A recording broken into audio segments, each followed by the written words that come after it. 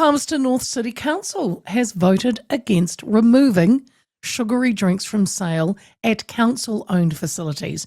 It's a move that would have seen sugar-sweetened beverages, sports drinks, flavoured milks, fruit juices, banned from places like the Regent Theatre, libraries, pools and sport venues such as the Central Energy Trust Arena.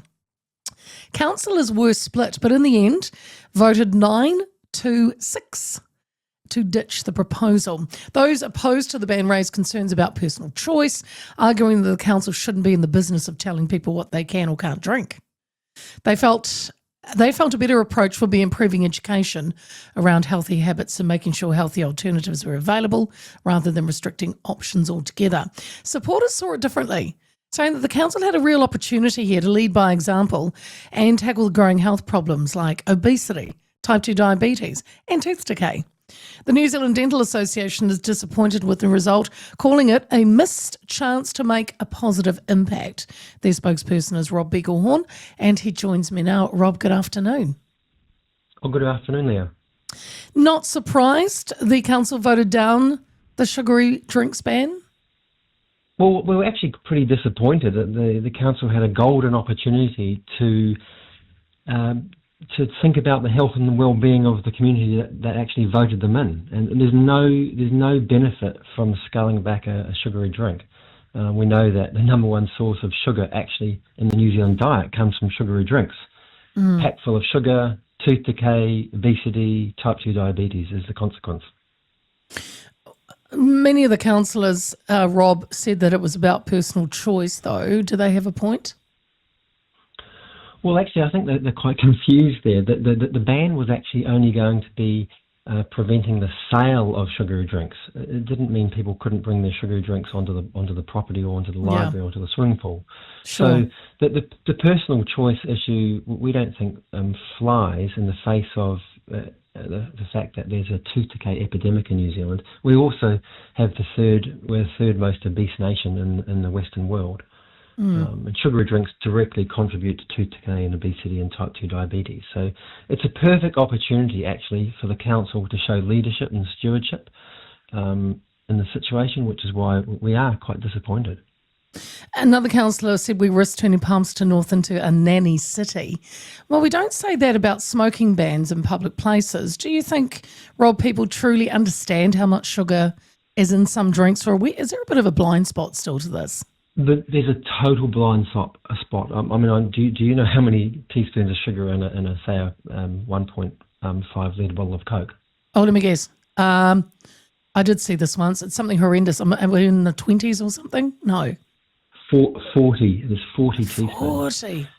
And what? In a 1.5 litre of Coke? There's 40 teaspoons, and even in a small can, there's 10 teaspoons of sugar. And we know that the World Health Organization only recommends children have a maximum of 3 teaspoons a day, or adults 6. So if I give one of my kids one small can of Coke, they're having 3 days worth of sugar in one hit.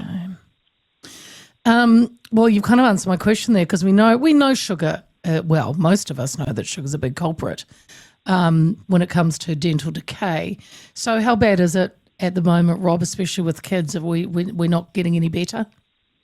Oh, we're not getting better. We're getting worse. Look, I mean, I'm a clinical dentist. I'm working in the dental practice this morning. I've spent all morning drilling, filling, and taking teeth out from people who have been consuming too much sugar, mainly in the form of sugary drinks.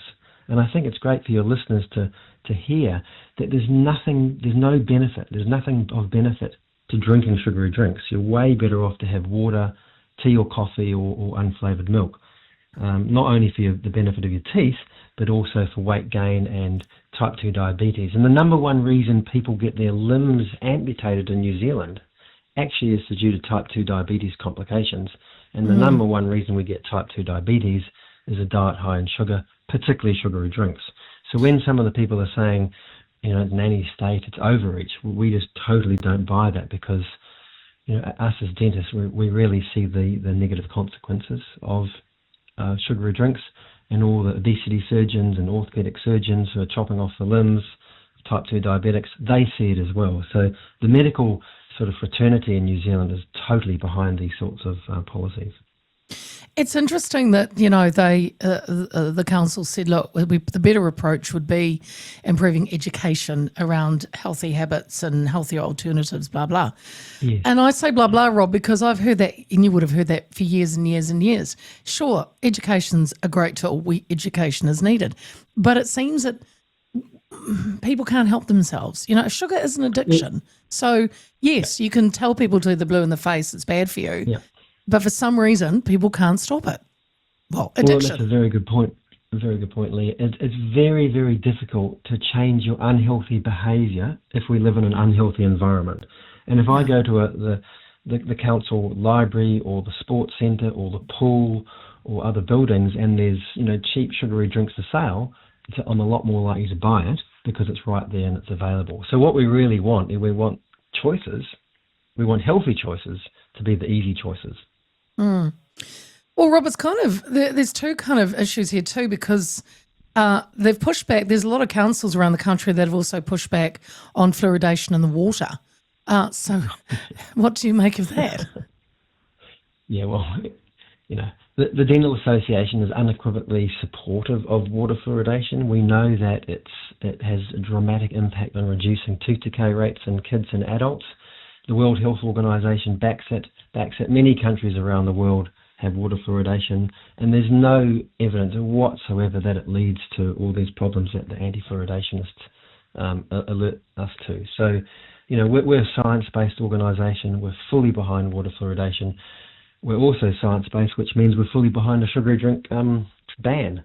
The whole nanny state thing, we just don't buy that. You know, whenever I talk to someone about that, I say, look, you know, who do you think has your child's health and best interest? You know, a nanny or the sugary drink industry? So it's quite clear that what we need to do is put measures into place that are protecting kids and others from the ravages of unhealthy products, tobacco, alcohol, junk food, sugary drinks.